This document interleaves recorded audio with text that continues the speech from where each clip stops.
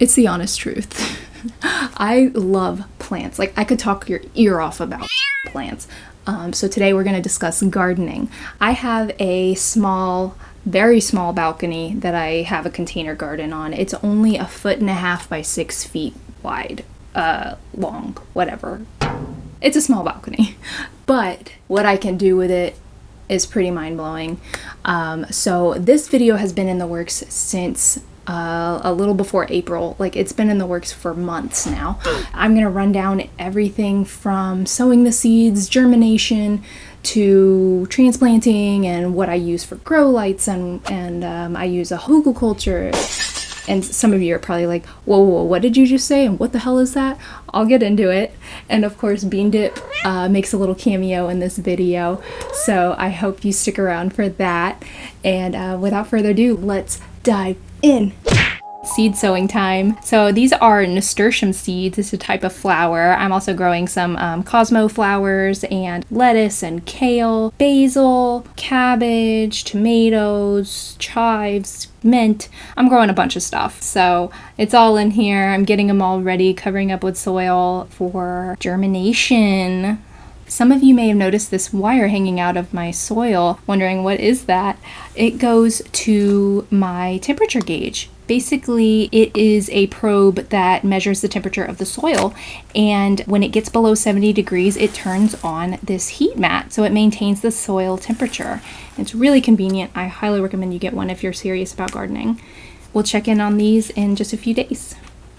Germination. So it's been a week. Let's check on these seedlings.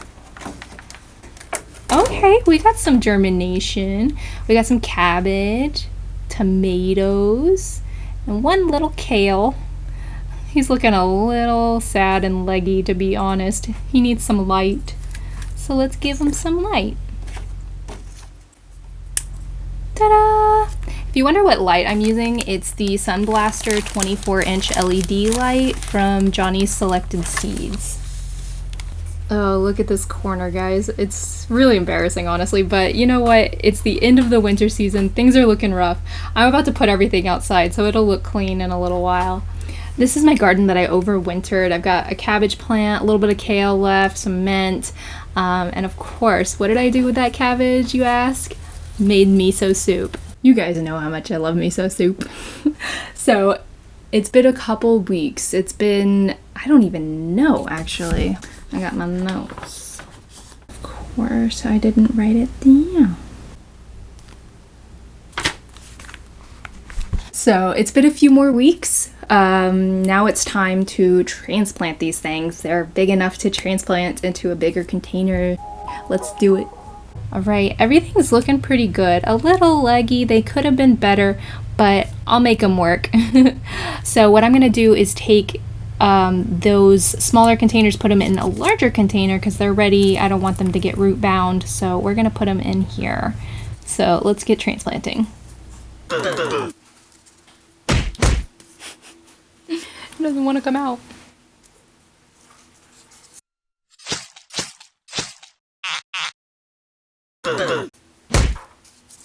There we go.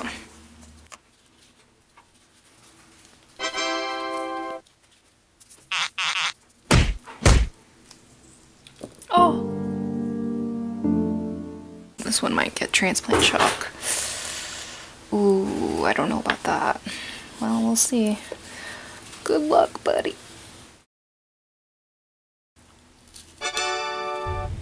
Done.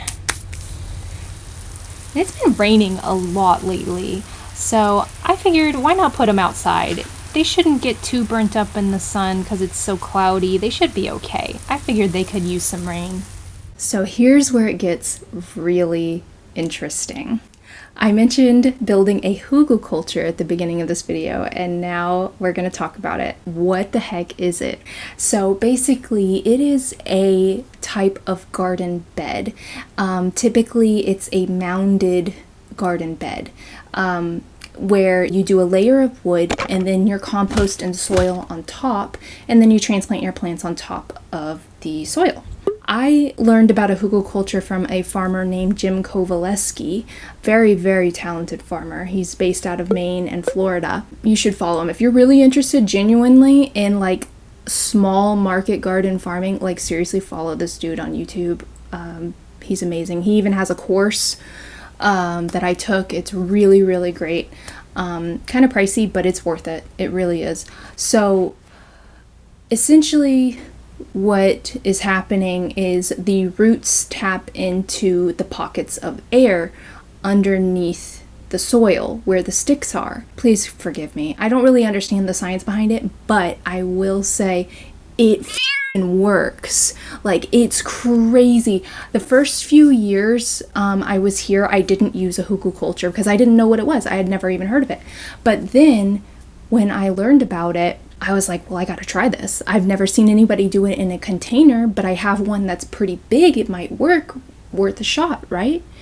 And I saw massive results. Over the years, as the wood starts to break down, you kind of need to start over, rebuild your hugelkultur, because then it just becomes like any other garden bed with compacted soil and everything. So you kind of want to dig it back up and start again with fresh wood.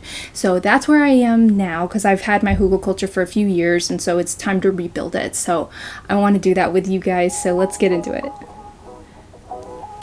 So this is the garden bed that I need to build the hugelkultur in. So I've got to remove all this soil, get these plants out of here. I just have a little bit of kale left. I already took care of the cabbage. You saw that. Look at Bean Dip. She loved to hang out in the sun behind this planter. So I've dug out a little bit of dirt.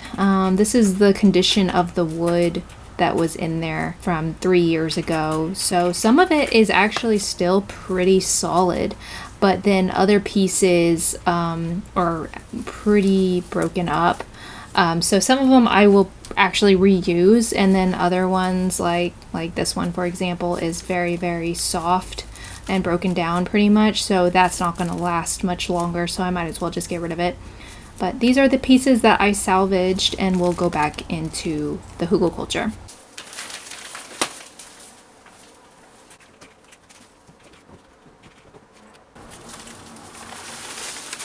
And you gotta love an easy cleanup, y'all.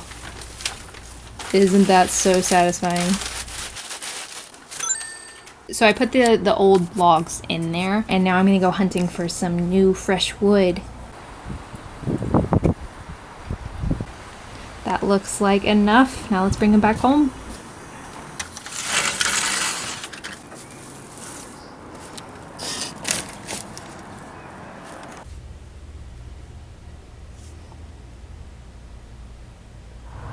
Looking pretty good. Time for soil. And trellises for the tomatoes. And now I'm going to transplant the tomatoes, which you can't even see because of my big fat head. And we're all set. This bed is done. We got 2 tomato plants, 2 cabbage plants, and the cosmo flower. I am in love. What I'm going to do now is I'm going to prepare these little hanging baskets. They're really tiny and really cute. I'm going to put little flowers and probably like mint or chives or something really little in them. Basically, the chains are super rusted, so what I have to do is cover them up in plastic. I already have one done, so that's what it's going to look like. The part that's actually going to come in contact with the railing has to be covered in plastic so I don't stain the deck, because they just very kindly painted our balcony, so I don't want to ruin it. So I'm going to take care of that. It'll probably take a little while, so I'll show you when I'm done. All the hanging baskets are up on my balcony. Aren't they so cute? Mint's looking a little rough because I just transplanted it, but it'll grow in fully. Everything else has been transplanted, so I got some kale, some lettuce, cabbage, and I planted some lettuce here, and I've got another cosmo flower there. I've got cabbage up here, just gonna be some baby cabbage, and then basil. And 1 nasturtium. I've only got 1 nasturtium to grow. I don't know what's up with this planter, unfortunately. It's not working out. And here's my hanging basket, which you guys already saw in my bird video. Yeah, everything's looking so good. I'm really happy with it. everything is transplanted outside, looking good. I'm really happy with how it's looking so far. I pray that it becomes a very beautiful and bountiful garden. You just never know. Weather may not be in our cards. There's so many factors. Is there going to be enough sun? Is it going to be warm enough? Is there going to be enough rain? Is there going to be too much rain? There's just so many factors that go into this gardening thing. So I pray that we have a good, bountiful garden this year. We'll see. I'll update you. I split this video into like two. I might even make a third part. I don't know yet. But this video was getting a little long, so I was like, I'm going to cut it off here, and I'll do another update later in the year. But I really, really hope you guys enjoyed it. I hope you learned something. Don't forget to like and subscribe, and I'll catch you in the next one, guys. Bye!